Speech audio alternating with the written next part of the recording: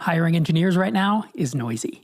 You post a role and get flooded with AI-polished resumes from people who've never actually shipped anything. G2I cuts through all of that. They've pre-vetted over 8,000 engineers, all with over 5 years of experience, and they do live technical interviews with real humans checking for real skills. There's no time wasters, no guesswork, just candidates who can actually get the job done. Meta trusts them, Microsoft trusts them, and so do bootstrapped founders who need to move fast without making expensive mistakes.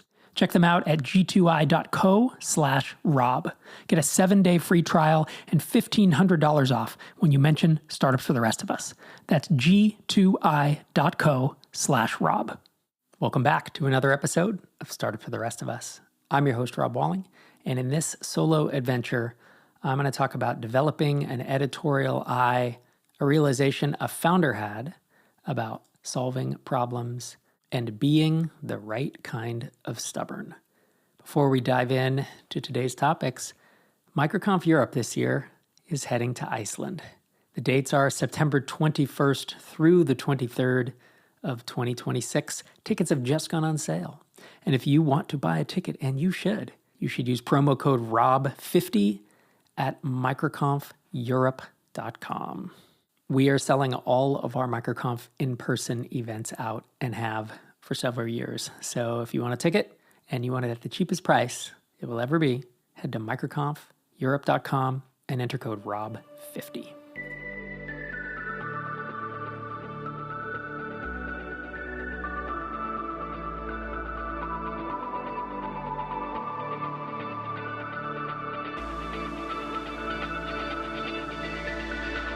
First topic I want to touch on today is about developing an editorial eye, or as I've sometimes called it on this podcast, developing taste.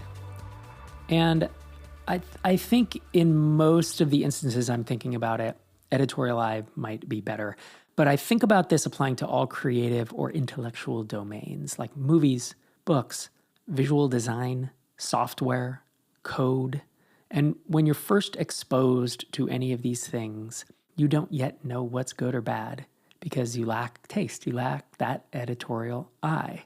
And the reason I like the term editorial eye is it implies a level of discernment, and it applies the ability to not just have taste and be snooty, oh, this is good or bad, but to potentially editorialize it. And that's what I want to talk about today. I was thinking about the 3 stages of developing an editorial eye in any medium. Again, whether that's movies, books, design, code. The first is exposure, to just figure out what's good and what's bad, right? It's exposure to many films or to many books or to writing and reading a lot of code. Not just writing code, by the way. I find that the people who have only written code, have never worked on a team, have never had to get into a code base that they've never seen before, it's like they're code blind and they've only experienced the way they do it. And they have these really strong opinions about how it should be done. And this code base is a piece of shit because the whole thing needs to be rewritten. It's like the famous agency or new dev that comes in. It's often folks who have not had to adopt code bases that they themselves didn't write. But the idea here with knowing what's good and bad is that you get enough exposure to enough variations of this thing that you've seen enough work to develop a sense of quality. You can't form an editorial eye by watching one movie, right? Or reading one book. It might take hundreds. And this, again, is why seeing a lot of code bases and seeing code written by different people and having to take over a code base you didn't write, I think is actually a really helpful skill.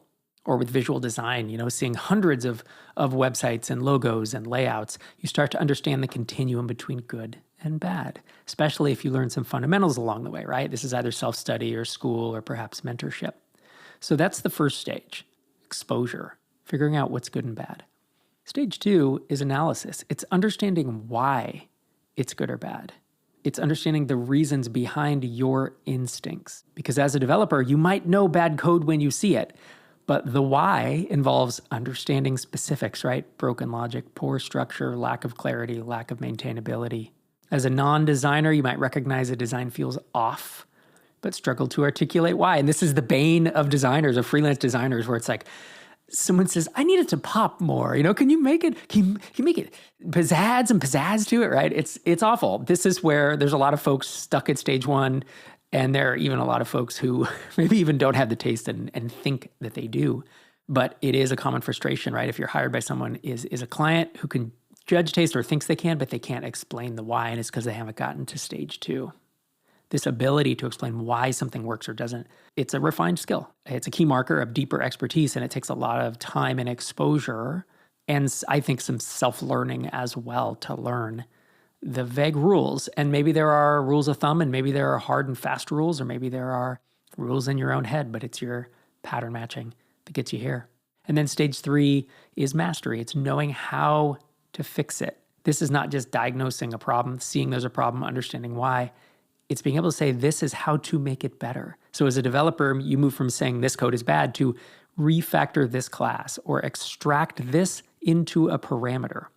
In films, it might mean that you know pacing really well. You can say, oh, the pacing was off and here's what I would have done. Structural changes, right? That character didn't need to be there at all. Story arc improvements, writing improvements.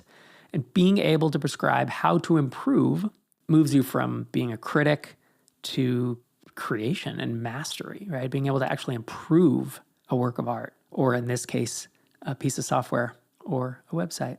And this is kind of like ninja level expertise, right? It's editorial vision. It combines a lot of experience, judgment, reasoning, and creative problem solving, and probably quite a bit of education that you've given yourself. And so there are a lot of things. There's some things that I consider myself stage 3 at.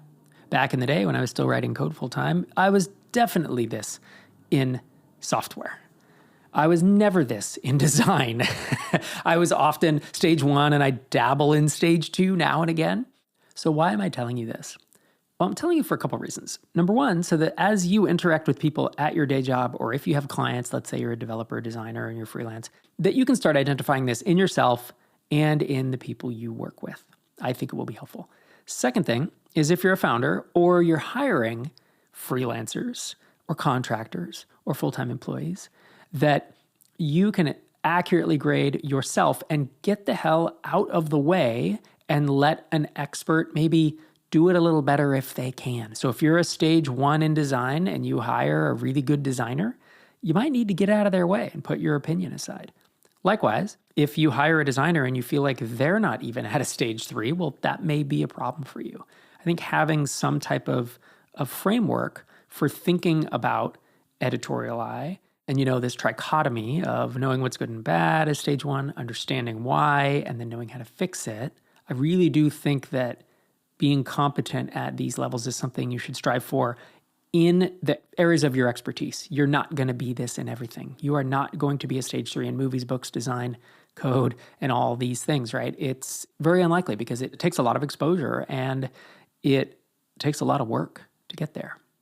My second topic is a realization that a listener had. They emailed a question into me and I just answered it via email.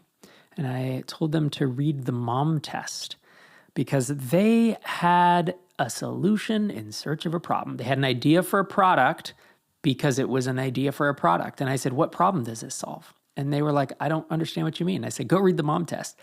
And they emailed me, I just wanted to thank you for your suggestion. I listened to the mom test and I get what you mean. It makes more sense for a solution to a problem to become a product than forcing a product to become a solution.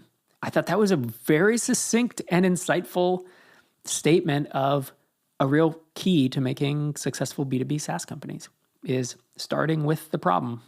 What problem do you solve and for whom? That's the most common question I ask when startup founders come to tell me their idea. I say, don't tell me your idea. Tell me what problem it solves and for whom. And if you haven't read The Mom Test by Rob Fitzpatrick, you're missing out. It's a great book. My third topic is based on a Paul Graham essay that I was reading while I was on vacation with my family in Mexico just a few weeks ago. The essay is called The Right Kind of Stubborn. And I want to read you an excerpt from that essay. Of course, you can Google it or go to paulgraham.com if you want to read the whole thing. Quote, the reason the persistent and the obstinate seem similar is that they're both hard to stop. And I want to break in right here. He's using the word persistent to describe successful founders. These are founders that get it done, they have a vision, and they keep going after it. They're persistent. He's using obstinate to define founders who are stuck in a certain direction. They seem persistent, but they're actually stubborn, and they don't change their minds when they should. So resuming this piece, they're both hard to stop in different senses. The persistent are like boats whose engines can't be throttled back. The obstinate are like boats whose rudders can't be turned. It's a great analogy.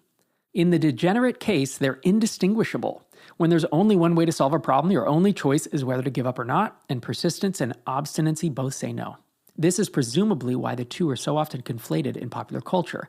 It assumes simple problems. But as problems get more complicated, we can see the difference between them. The persistent are much more attached to points high in the decision tree than to minor ones lower down, while the obstinate spray don't give up indiscriminately over the whole tree. The persistent, and this is the key right here, the persistent are attached to the goal. The obstinate are attached to their ideas about how to reach it. I love those two sentences. Those two sentences alone describe so many founders that I have seen or tried to give advice to or interacted with on the internet. And I tell you, the persistent are the ones that they just fucking figure it out. And the obstinate are the ones that get in their own way over and over and over.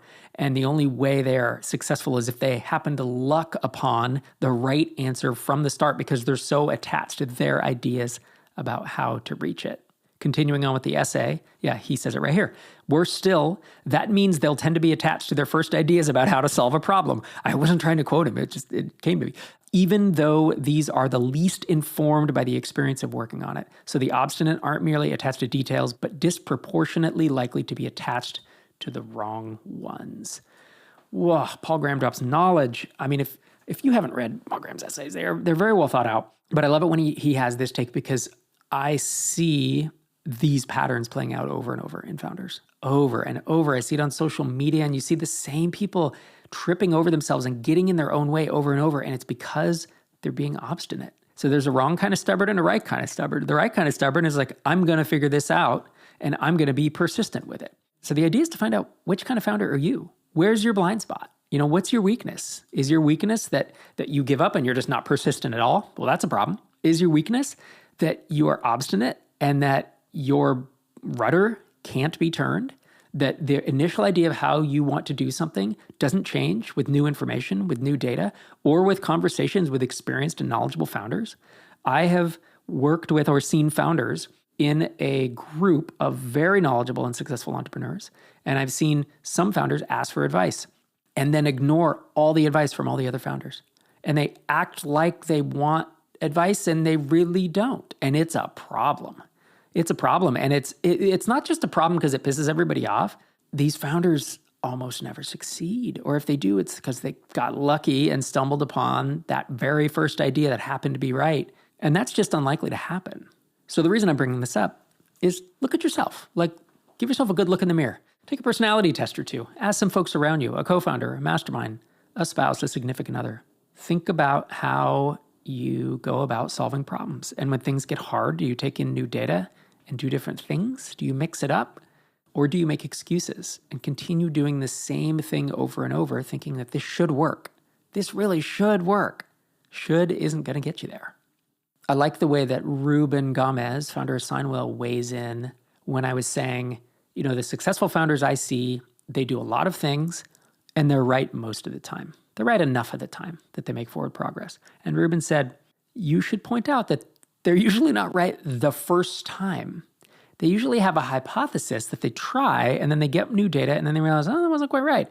Pivot a little bit to the right. And then they try that, make a little bit of progress. That wasn't quite right either. Pivot back to the left. And they move, and their rudder can be changed, but you can't throttle them back. They keep moving forward, taking in new data, and being creative about the next step that they need to solve this problem or to overcome this mountain or to get to 1 million or 2 million ARR when things aren't working. I think it's a really insightful comment, both from Ruben and Paul Graham, about the idea that the odds of you coming up with the right solution from the start are really, really low. And that the best founders I see are not only the persistent ones, but they are the ones that take in new information and adjust their course as they move forward. My fourth topic of today is from Twitter, and it's a tweet from Sam Parr, co-host of My First Million. He says, one reason why entrepreneurship is hard is because you fear that what you're working on today won't pay dividends in 5 years and that it'll be a waste of time. And so you switch from thing to thing to make yourself feel that you're addressing that fear. Not true. He says in all caps, the constant switching will kill you. The focus is the hard part and will increase the likelihood of the desirable outcome. The price of the payout, future profits, selling company, is the focus.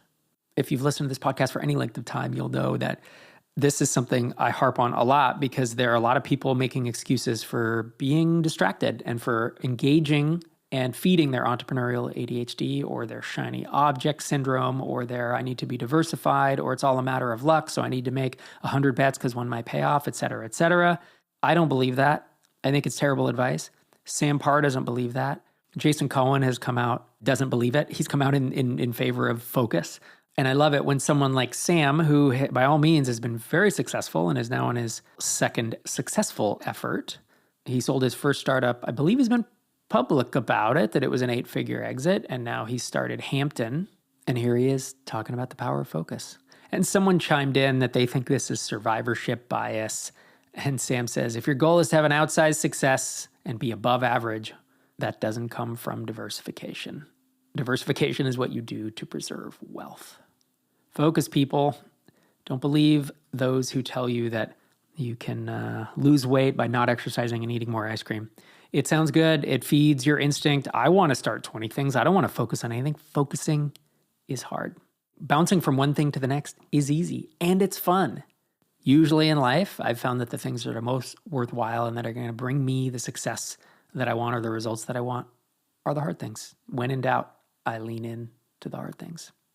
My last topic of the day is an original tweet from Harry Stebbings, who hosts the 20-Minute VC podcast, and he's a venture capitalist himself. And then Adam Fox, who's at last name Fox on X Twitter, said, Rob Walling for your next episode.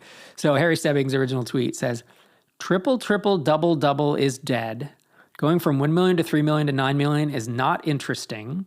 You have to go from 1 million to 15 million to 100 million. Adam Fox has the melt emoji because it's kind of like, are you f***ing kidding me, guys? Are you kidding me with this? And yeah, it's interesting. So if you haven't heard of triple, double, double, it's a big thing in the venture capital world where it's like, all right, once you get to 1 million, then to have like a good growth trajectory or like a fundable or a unicorn growth trajectory, like a really solid one, you get to 1 million and then you triple once to 3, you triple again to 9, and then you double to 18, you double to 36 in that once a year. So that's over the course of, you get to 1 million and that's 4 years from there, you're at 36 million ARR. And I mean, even that is pretty impressive growth. I get it that venture capitalists only want to fund decacorns now. But yeah, the idea that anything is dead, triple, double, double is dead. And you have to 15x and then 6.5x. I mean, that's essentially what this is, right? 1 million to 15 million in a year and 15 to 100. Do you have to be venture fundable? I don't think so. If you triple, double, double, I still think, yeah, you'll be overshadowed by those that are doing the lovable and the N8N growth curves, right? The 1 to 15 to 100. But can you still raise rounds? I do believe you can. I don't think it's dead. This is where you have to consider your source, right? You'll see certain folks on the internet, especially big influencers, who are trying to get the eyeballs, and they say stuff like this, that, is it really? Like, you have to do this? Have our growth expectations changed forever? Is what he tweets. And look, I get it. You're listening to this podcast. You don't really care about venture capital. You're not going to raise venture capital, so why does this impact you? The point is, be really aware of who you're listening to. There is probably half the tweets that I see in any given day, I think to myself, that's not true. Like, you're either lying to yourself or you're lying to me by posting this, you know? And you're going to be rewarded for it, of course, because it's an outlandish take. And this is one of the most frustrating parts for social media that I've experienced, is that the folks who do the clickbaity bullshit to either get people mad or to say outlandish things to get attention are the ones who get rewarded with these audiences on social media. Back in the day, a little bit about blogging was to have a crazy headline, right, or to get some attention. But really earning that audience by writing a meaty piece that you thought through, it was so much harder to be lazy, right? Because you had to put in work to write a 1,000, 2,000, 3,000 word blog posts. You look at Jason Cohen back in the day, myself, Patrick McKenzie, Peldy Gilzoni. There's a bunch of folks who were bloggers back in the day in the entrepreneur space, even like Paul Graham and Joel Spolsky. And it wasn't that you couldn't get some eyeballs by being clickbaity, but you had to put in that work and have some meat to your statements. Now with social media, you can make a 2-sentence thing about how this is all dead and everything's changed forever. Don't believe everything you read, please. I know that I keep saying this. This is something I avoid so hard on social media, and maybe it's to my detriment. Shouldn't I have 10 times the following that I do? Probably. If I said statements like this, would I? In fact, if I told you should do a 2-sided marketplace and that B2C is where it's at, do you think I'd have a lot more followers than I do? Probably. But I couldn't sleep at night. I just couldn't live with myself saying these things that I feel are disingenuous and are done for no other purpose than to engagement bait and to grow my audience.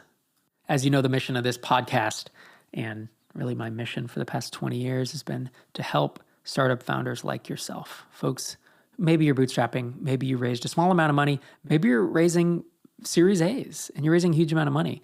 If you're starting a SaaS company, I think you can gain from the information in this podcast and on my YouTube channel and in my books.